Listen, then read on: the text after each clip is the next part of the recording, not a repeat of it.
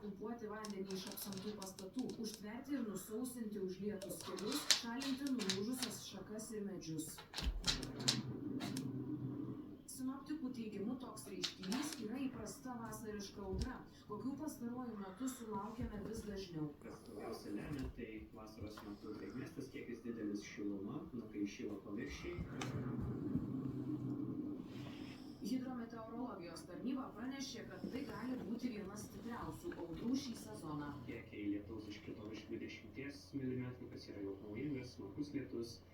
Vėjo gūsiai fiksuoti, taip pat Vilniaus apskrityje 18 m/s ir tas visas lietaus masyvas keliauja toliau. Sinoptikų teigimu, audra iš Lietuvos turėtų pasitraukti jau šį vakarą. Rusijos diktatorius Putinas Amerikos prezidentui telefonu skundėsi dėl Ukrainos atakos prieš jo strateginius bombonešius. O Donaldas Trampas po pokalbio pareiškė, kad Putinas ketina keršyti Ukrainai. Pats Putinas